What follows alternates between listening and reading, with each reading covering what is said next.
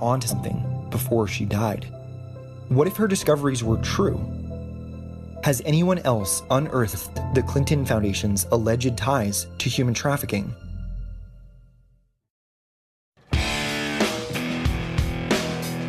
Chris Cornell was the vocalist of the popular band Soundgarden.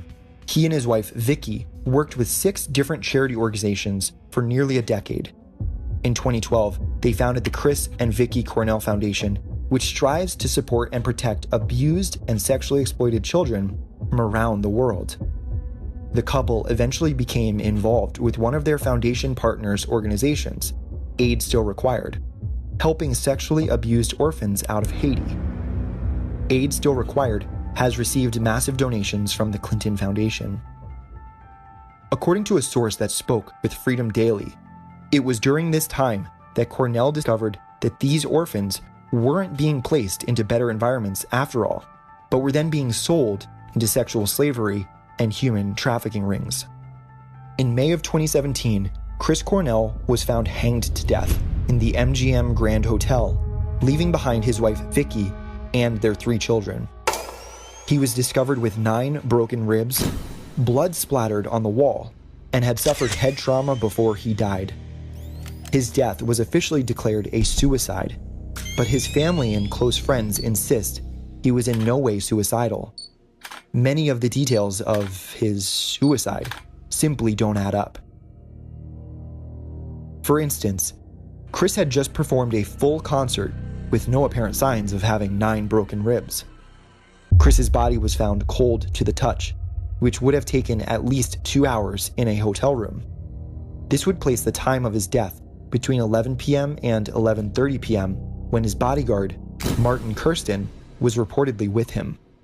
There is no official explanation for what caused the bloodstain on the wall next to his body. His feet were touching the floor, meaning he was only partially suspended by his neck. Furthermore, Chris's bodyguard claims that he had to kick in the door to his hotel room to discover Chris dead. Not only is this nearly impossible to do without a door-breaching mini-ram, but the crime scene report indicated no sign of forced entry. After reviewing the autopsy report and position of the body, world-renowned forensic pathologist Dr. Werner Spitz concluded that Cornell's death was not a suicide. Dr. Spitz has worked with many high-profile murder investigations, including Dr. Martin Luther King Jr. and John F. Kennedy, and served as an expert witness during the O.J. Simpson and Casey Anthony trials.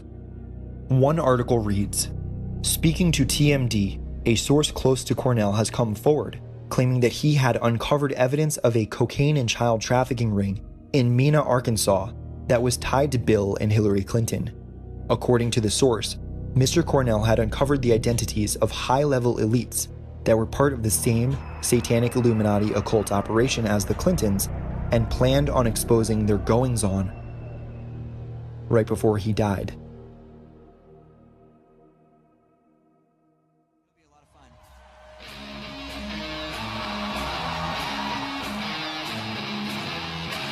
Two months later, it was reported that Linkin Park frontman Chester Bennington committed suicide on Chris Cornell's birthday.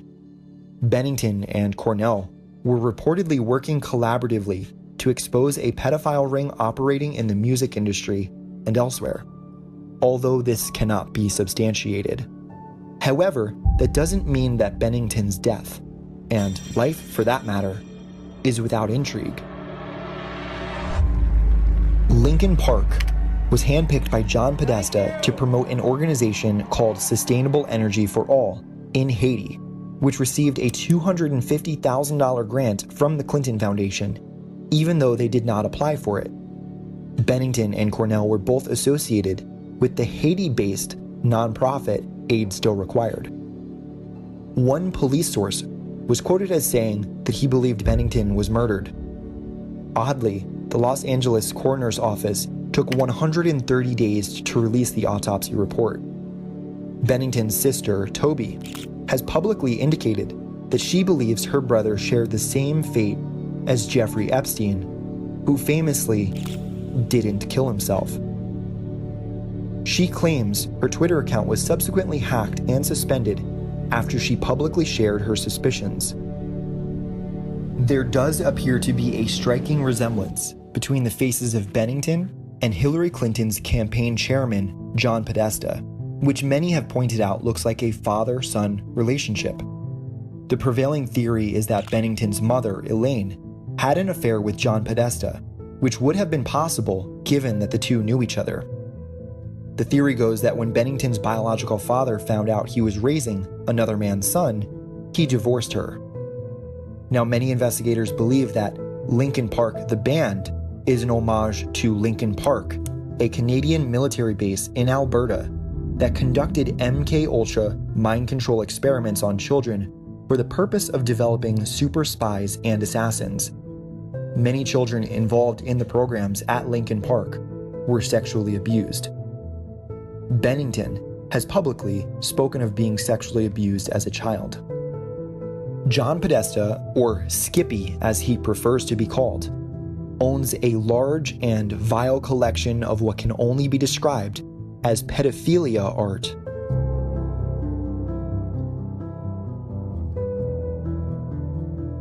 Podesta was also chief of staff to President Bill Clinton.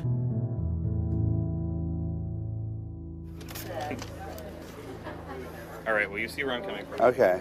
Yeah. When I talk, that's because I'm interested in this ongoing whatever the hell they're doing. What's in your closet, John Podesta?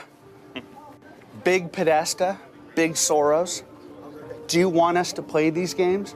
Because we're playing to win. In 2009, James O'Keefe of Project Veritas released undercover videos purporting that ACORN, the Association of Community Organizations for Reform Now, had been engaged in underage prostitution.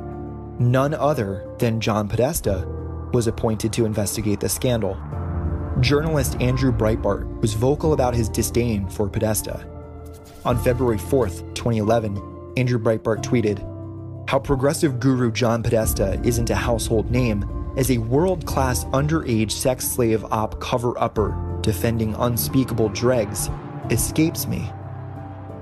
Then, a year later, all throughout February 2012, Breitbart telegraphed the release of a video that he said would appear on March 1st.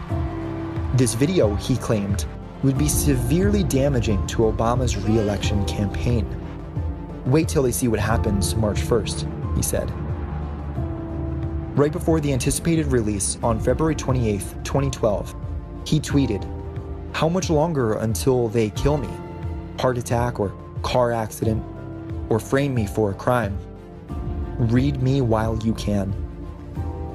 Breitbart died of an alleged heart attack on March 1st, 2012, just 2 days later. The coroner who conducted the investigation died of arsenic poisoning just 2 months later. Given the gravely serious nature of investigating international child trafficking rings and their ties to Washington, Hollywood, and the Vatican, there have been many suspicious deaths of whistleblowers and journalists who've attempted to blow this story open. There is a preponderance of dots that, if connected, may point to those who seek to silence this message. Moreover, this industry of sorrow appears to be international in scope. Human traffickers see borders as mere lines on a map. It's important to draw the distinction between what I call lone wolf pedophiles and international networks. The networks allow the media to cover stories on lone wolf pedophiles because it feeds the idea that pedophiles don't work together clandestinely on an industrial scale. One need not. When President Trump needed Republicans to unite behind the MAGA agenda, Chip Roy